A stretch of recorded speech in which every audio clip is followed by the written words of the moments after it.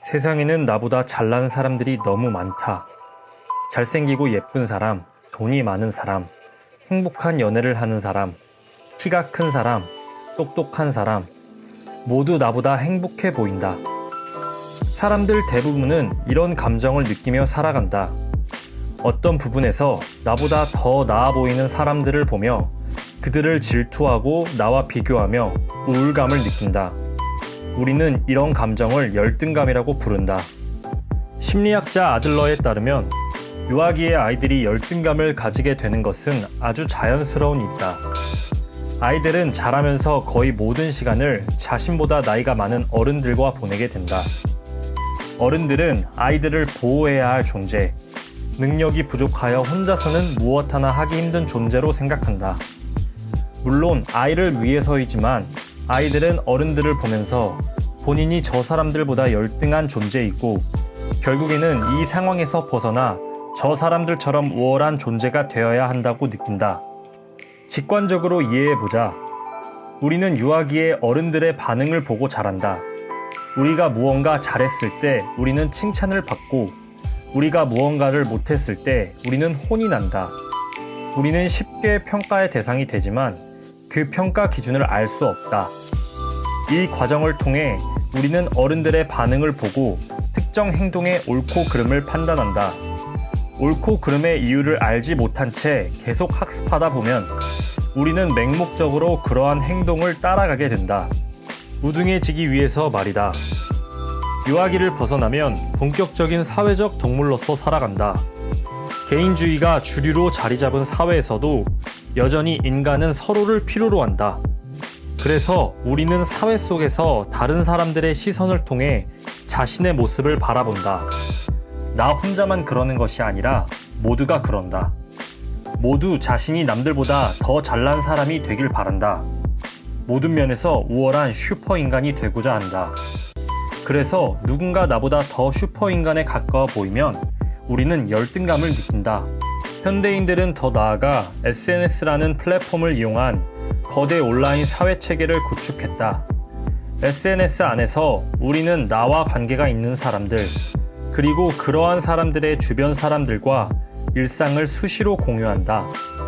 사람들은 SNS에 소파에 누워 떡이진 머리를 한 채 셀카를 찍어 올리지 않는다.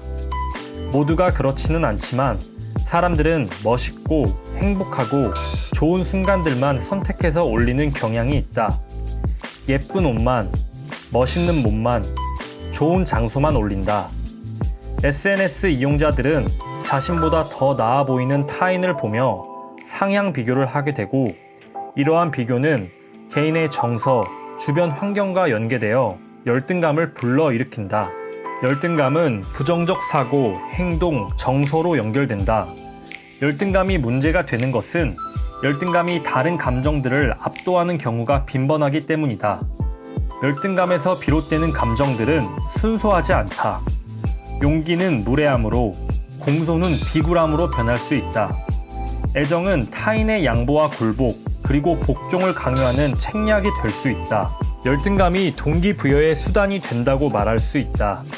하지만 정확히 해야 한다.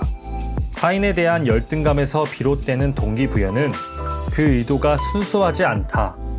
이런 경우에 개인의 목표는 자기 발전이 아니라 타인을 끌어내리고 타인을 짓누르는 데에 초점이 맞춰진다. 비교 대상이 다른 사람들이기 때문에 우등해지기 위해서는 그런 사람들처럼 되거나 그런 사람들보다 행복해야 한다고 생각하기 때문이다. 근데 정말로 나보다 더 행복해 보이는 사람을 발견했을 때 그들은 실제로 내가 생각하는 만큼 행복할까? 사실 나보다 더 행복해 보인다고 그들이 실제로 나보다 행복한지는 내가 판단할 수 없다.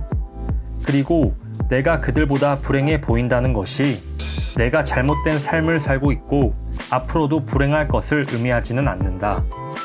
그래서 우리는 타인이 아닌 우리 자아에 대한 올바른 개념을 형성하는 것이 매우 중요하다. 심리학자 조던 피터슨은 이렇게 말했다. 당신을 다른 사람과 비교하지 말고 오직 어제의 당신하고만 비교하라.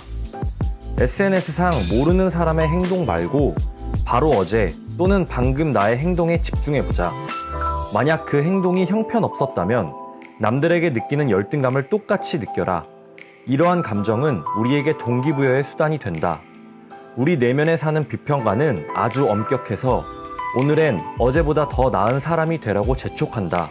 타인과의 비교, 이상적인 내 모습과의 비교는 둘 다 끝이 없지만 다른 점이 있다. 사실은 존재하지도 않고 내 주관적인 느낌뿐인 타인의 행복과 부와 명예를 부러워하는 것은 허상이다. 그걸 부러워해봤자 비참해질 뿐이다. 하지만 이상적인 내 모습과의 비교에는 실제적인 발전 가능성이 있다. 어제의 열등한 모습에서 탈피하고자 하는 바람은 나를 발전시킨다. 우리는 유아기부터 자연스레 느껴온 열등감을 버릴 순 없다. 하지만 우리는 그 열등감이 지나는 길을 바꿀 순 있다. 지금부터라도 어제의 자신과만 비교하라.